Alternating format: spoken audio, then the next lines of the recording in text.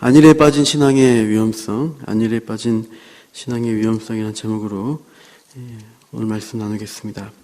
오늘 본문도 계속 아모스 선지자의 이어지는 말씀처럼 심판의 메시지가 나오고 있습니다. 보시면 구체적으로 8절, 9절에 보면 다 죽을 것이다. 그런 말씀을 마치고 있고요. 11절에 보면 큰 집이 갈라지고 작은 집은 터진다. 14절에 한 나라를 세워서 너희를 어떻게 합니까? 학대하리라. 이렇게 심판에 대한 말씀이 선포되고 있어요. 그런데 심판받는 대상에 대한 구체적인 묘사가 있습니다. 1절 같이 한번 읽어보겠습니다. 1절 시작. 화 있을 찐저 시온에서 교만한 자와 사마리아 산에서 마음이 든든한 자 곧 백성들의 머리인 지도자들이여 이스라엘 집이 그들을 따른도다. 시온에서 교만한 자라는 말이 있고 사마리아 산에서 마음이 든든한 자, 두 종류의 사람을 말하고 있습니다. 이제 이 교만하다는 말이 옛날 개역 한글판을 보면은 시온에서 안일한 자라고 번역되어 있습니다. 시온 성경은 이렇게 번역하고 있어요. 시온에서 평안이 있는 사람, 또 사마리아 산에서 안심하고 사는 사람. 새 번역은 이렇게 합니다. 시온에서 안일하게 살고 사마리아에서 마음 편하게 지내는 자들, 이렇게 묘사하고 있어요. 이제 이 핵심은 안일하게 마음이 편하게 뭔가를 의지하면서 두려워하지 않는 상태를 가리키고 있습니다. 이것은 하나님 백성들 가운데 있어서는 안 될 안일함을 지적하는 말씀으로 볼 수 있습니다. 편안하고 안정된 마음을 갖는 게 나쁜 것은 아니에요. 주님께서도 내게로 오라 내가 너희를 쉬게 하리라 말씀하시고 성경 곳곳에서 안식을 누리라고 말씀을 하시고 있어요. 그러나 여기서 아모스 선지자가 지적하는 안일함은 그 성경에서 말하는 평안과 다릅니다. 이것은 하나님에 대한 무관심 가운데 쉬는 것을 말하고 있어요. 교회 안에 잠자는 자들이 있다는 것입니다. 19세기 설교의 황태자라고 하는 별명이 있는 분이 이제 스펄전 목사님이 계십니다. 스펄전 목사님이 그가 사역한 첫 해 런던의 교회에서 이제 이 설교 제목으로 설교를 했어요. 잠자는 영혼을 위한 채찍. 이렇게 해서 잠자는 영혼들이 교회 안에 있다. 중요한 일들을 미루고 방종하고 경솔하고 하나님의 일에 무관심한 그 사람들, 그들이 얼마나 위험한가에 대해서 말하면서 내가 그들을 깨우겠다라고 강하게 설교하셨던 내용이 있어요. 그때 본문이 이 아모스 6장 1절입니다. 1절에서 보여주는 것은 가장 위험한 사람이 안일에 빠진 사람이다 라고 말하는 거예요. 내가 시온성에 있으니까, 시온성은 예루살렘을 가리킵니다. 예루살렘 성에 있으니까 나는 괜찮아 라고 하는 사람이에요. 예루살렘에는 솔로몬의 성전이 있습니다. 다윗의 왕저가 있습니다. 하나님이 다윗의 왕위가 영원히 보존되리라고 약속을 주셨죠. 그래서 그 예루살렘 시온성에 가는 사람들은 이렇게 생각하는 거예요. 하나님이 무슨 일이 있어도 이곳 예루살렘은 지켜주실 거야. 보호하실 거야. 여기에만 있으면 아무 일도 일어나지 않을 거야 라고 안심하는 거예요. 그러나 그 당시 선지자들은 반대로 선포합니다. 예레미야 선지자는 이 예루살렘은 결국 포위당할 것이다. 결국 멸망당할 것이다. 피해라, 도망가라. 이렇게 예언을 합니다. 그러나 이스라엘 이 시온에 있는 사람들은 아니다. 하나님은 약속을 주셨다. 하나님은 약속에 신실하신 분이니까 이 예루살렘 안에만 있으면 괜찮다 하는 거예요. 이들의 속뜻은 무엇인가요? 우리가 무슨 짓을 하든 간에 우리는 안전할 거야. 우리는 심판받지 않아. 택함받은 백성이니까. 이런 식으로 잘못된 믿음을 가진 것입니다. 사마리아 산에서 마음이 든든한다는 것은 뭘까요? 이곳에는 하나님의 약속의 말씀은 없습니다. 이들은 사마리아 산이라는 그 지형적인 어떤 방어력을 믿었던 것 같아요. 사마리아 성은 가파른 언덕 위에 위치하고 있어요.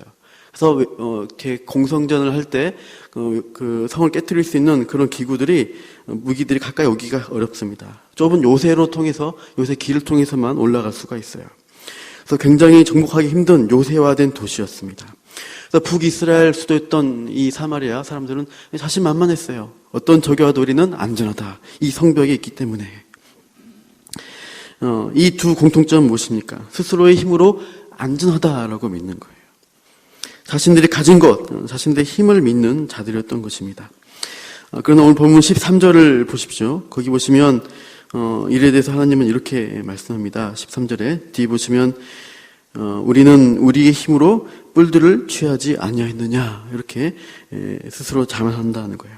그래서 허무한 것 나오고 뿔들이 나오는데 원어로 읽으면 이 단어가 로드 발, 카르나임이라는 요단 동편의 그 지명을 가리키는 언어 유희가 됩니다. 여로보암 2세 때, 이 왕 때 이 두 지역을 이웃 나라에서 강력한 군사력을 빼앗았던 거예요. 그러니까 우리가 정복도 하는데 우리 영토도 넓힐 수 있는 강력한 힘이 있는데 하고 자신만만했던 거예요. 우리 힘으로 뭔가 할 수 있어라는 자신감이 있었습니다. 그래서 우리 1절 본문에 뒤에 보시면 백성들의 머리인 지도자들이여 하고 그 당시 지도층들에 대해서 말하고 있습니다. 백성들의 머리란 단어가 번역이 좀 더 정확하게 하면은 쉬운 성경은 스스로 읍등가는 민족이라는 단어입니다.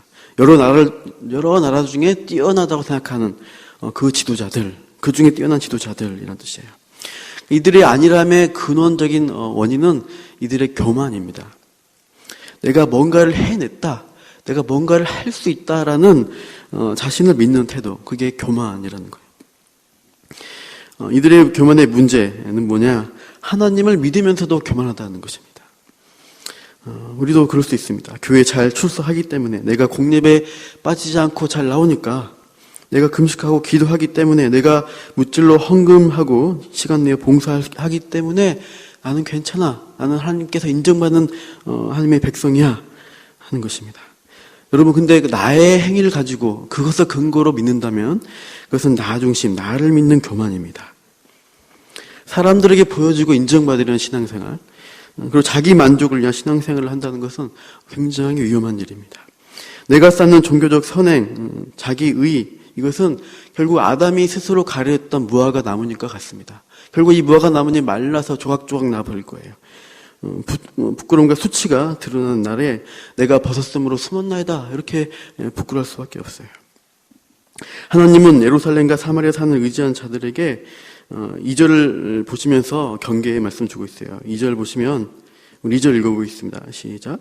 너희는 갈리로 건너가 보고 거기에서 큰 하마스로 가고 또 블레셋 사람의 가드로 내려가라.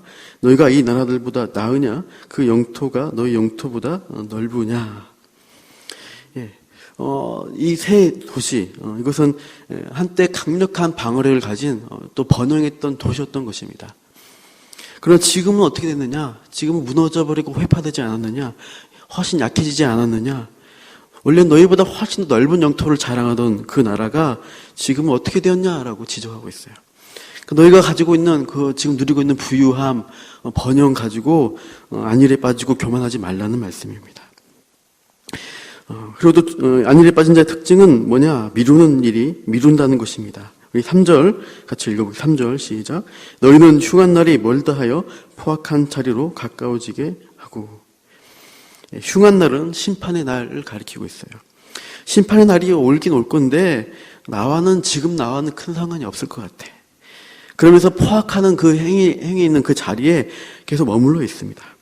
나중에 닥칠 일이 걱정은 되지만 내일로 미루자. 오늘은 좀 누려야겠다 하면서 4절에서 6절 보시면 그 지도층들이 어떻게 누리고 살았는가 묘사하고 있어요. 당시 지도층들은 이 민중들을 압제해서 얻은 부귀로 이렇게 누린 것 같습니다. 4절 보시면 상하상에 놓습니다. 코끼리 상하, 지금도 구하기 힘든 재료이죠. 이것을 가지고 침대를 만들어서 이 호화스러운 어떤 그런 잠을 자다가 또 기지개를 켜면서 일어납니다.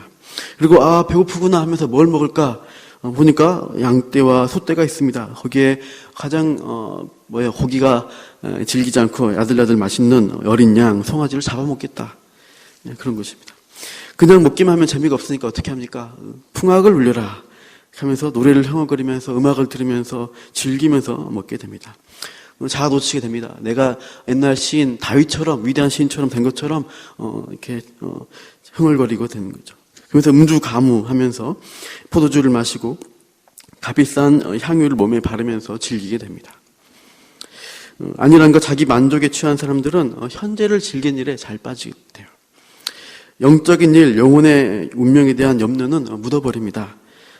가끔씩 생각나죠. 이러면 안 되는데 하면서, 하지만 현재 즐긴 일, 일단 오늘은 놀자, 이렇게 되는 것이에요. 로마 총독 벨릭스는 바울의 설교를 듣고자 했어요. 그러나 의와 절제, 장차 오는 심판의 말씀을 들으니까 너무 두려운 거예요. 그래서 어떻게 말합니까? 지금은 가라. 내가 틈이 있으면 너를 부르겠다. 벨릭스가 다시 바울을 불렀다는 말씀은 기록되어 있지 않아요. 지금은 내가 누리는 방식대로 계속 편하게 살고 나중에 생각나면 심각하게 이 일을 고민해 보겠다. 그런 태도는, 미루는 태도는 결국 가장 중요한 일에 대해서 결국은 놓치게 되는 위험한 결과를 낳습니다. 땅을 치고 후회하게 됩니다. 지금 벨릭스는 아마 지옥에 있지 않겠습니까? 그때 바울 선생님 말씀을 듣고 열심히 배울 걸 이렇게 하고 후회하고 있는지도 모릅니다. 삼성의 이병철 회장 창업주신데 죽기 한 달 전에 24가지 질문을 이렇게 자기가 아는 신부님께 보내서 질문을 보냈다고 해요. 그래서 그 질문들 24개인데 그 중에 보면은 하나님의 존재를 증명할 수 있느냐 이렇게 질문하고요. 죽은 후에 영혼은 죽지 않고 천국이나 지옥으로 간다는 것을 어떻게 믿을 수 있냐. 마지막 질문은 지구의 종말은 오냐 이런 질문들을 하고 있어요. 아마 기업 활동하면서 바쁜 가운데서 이런 영적인 고민들이 있었던 것 같습니다. 그러나 계속 미루다가 이제 죽기 직전에야 이것에 대한 답을 이제 구했던 것이죠. 그러나 이제 그 한 달 있다가 돌아가시게 되고 그 답을 얻지 못하고 돌아가셔요. 아무 때나 믿으면 되지, 아무 때나 회개하면 되지. 그렇게 자신만만해서 미루면서 전제의 안일함을 추구한다. 굉장히 위험합니다. 그게 우리 뜻대로 되지 않는다는 것이 문제입니다.